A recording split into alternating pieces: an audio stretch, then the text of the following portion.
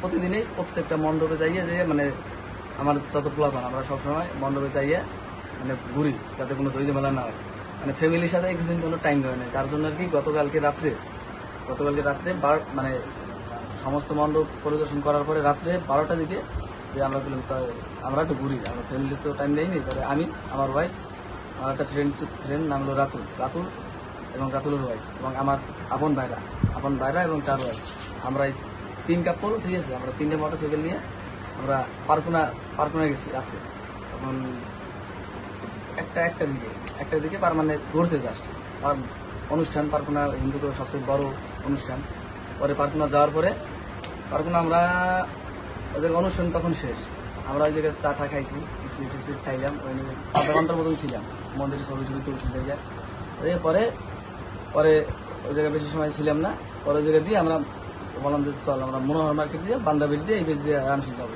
তখন আমার যে ফ্রেন্ডের গাড়ি রাত্রে ওদের নাকি পরে যাওয়ার পরে আমাদের মানে ওদের কাহিনী মানে পরে যেটা বলছে ওরা যে ওদের মানে বান্দাবাড়ি থেকে ওই তীরমহিতে এই বিষয়ে দাসবাড়ি আছে না, বাঁশবাড়ি যেন মানে অত দূর পর্যন্ত অত দাওয়াইছে, উল্টা পাল্টা বিশ্রী বা সাংগঠনিক গালাগালি করছে যে কারা মানে খুব এই মানে বিশ্রী ভাবে মাইয়া লইয়া বোঝেন নাই। ওরা 4টে বাসা মোটরসাইকেল পোলাপান অগমন দাওয়াইছে বাঁশবাড়ি পর্যন্ত।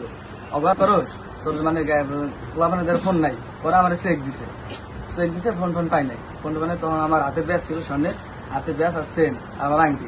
তাৎক্ষণিক ভাবে ওই সময় মনে করেন ওরা ওই জোর জবরদস্তি করবে, মানে আমি তেমন জোরও এই যে দেখাই দিচ্ছি, আমি কোনো জোরাজোরিও করিনি, জোরাজোরি করি আমার সাথে আমার ভাই মানে বোঝেন নাই এমন কোনো পরিস্থিতি না হয় যার জন্য আমি মানে পুরাই ওরা যা করছে মানে সবই মানে চুপচাপ ভাবে মানে খালি কি করছি যে কোনো ধরনের মানে অর্পদানে মানে ওর উপর কোনো ধরনের যেন অ্যাটাক না হয়।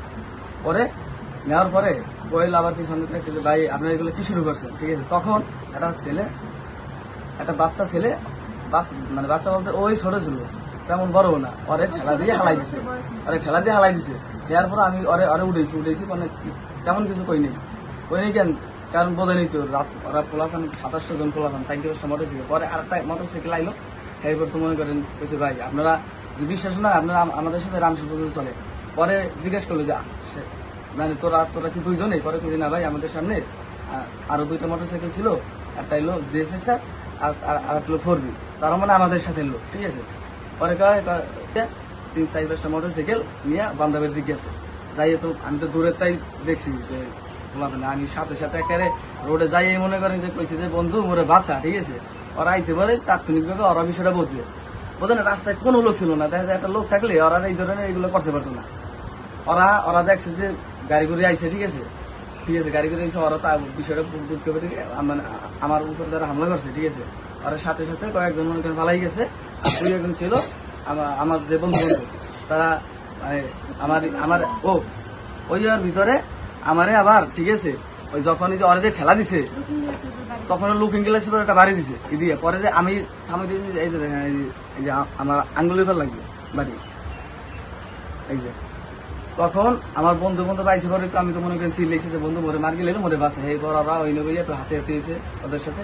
পরে একটা গাড়ি ছিল, কেউ পাইনি, কেউ ধরতে পারিনি, মানে সবাই পালাই গেছে। পরে বললাম যে গাড়িটা নিয়ে গাড়িটা রাখ, গাড়িটা পাইছি তখন ওদের পাওয়া যাবে। পরে আমরা বিরিতে এবার আইসি, আমি ফোন দিছি, ঠিক আছে, ফোন দিছি যে এরকম গাড়িটা থানায় পৌঁছানোর ব্যবস্থা করতে হবে, ঠিক আছে। তখন তো মনে করেন লোকজন জড়ো হয়ে গেছে যে ক্লিনটন আটকাইছে, বোঝেন সবাই তো ফোন দিছে সব জায়গায় ক্লিনটন আটকাইছে, ঠিক আছে। ব্রিজের পর অনেক লোকজন, বিক্ষুব্ধ জনতা সবাই মনে করেন সমস্ত লোকজন মানে কালকে ব্রিজের লোকজন বোঝাইছিল। পরে আর কি এক একজনে মন্তব্য করছে, একজনে গাড়ি দিয়ে দেয়, পরে ওইভাবে তার মনে করেন রাগের সহিত যারা ছিল ব্রিজে তারা গাড়িটা ঘুরাই দিচ্ছে।